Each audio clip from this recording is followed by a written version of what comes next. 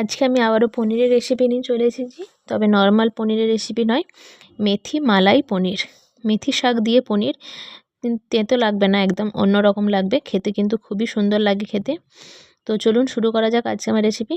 এর জন্য প্রথমেই দেখুন আমি মেথি শাক নিয়ে নিয়েছি, এরকম শুধু পাতাগুলো নেবেন মেথি শাক।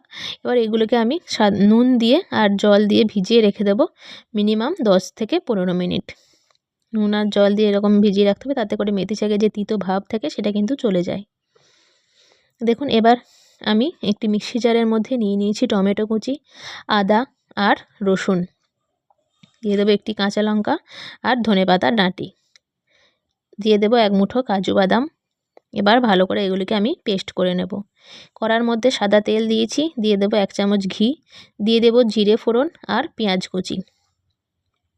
পেঁয়াজটাকে একটু লাল করে ভেজে নিতে হবে আমার। দেখুন ভালো করে ভাজা হয়ে গেছে। এবার এর মধ্যে দিয়ে দেবো রসুন কুচি আর কাঁচা লঙ্কা কুচি।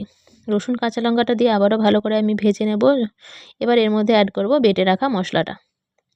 দিয়ে দেবো হলুদ গুঁড়ো, কাশ্মীরি লাল লঙ্কার গুঁড়ো, ধনে গুঁড়ো আর জিরে গুঁড়ো, দিয়ে দেবো স্বাদ মতো নুন, দিয়ে ভালো করে মশলাটি আমার কষিয়ে নিতে হবে।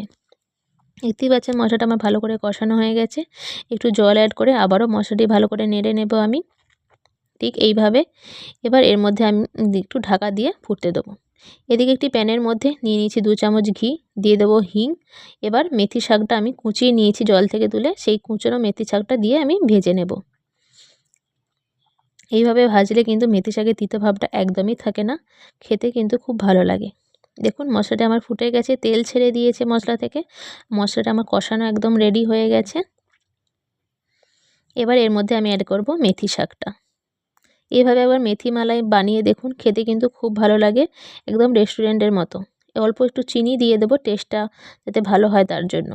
এবার এর মধ্যে অ্যাড করব আমি পনিরের কিউবগুলো, দিয়ে দেবো একটু গরম মশলা আর ধনেপাতা।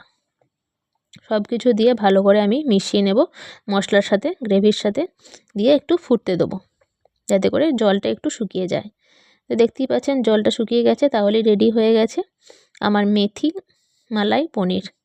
কোনো রকম ক্রিম ছাড়া, টক দই ছাড়া কিন্তু হয়ে গেল আমার মালাই পনির মেথি শাক দিয়ে।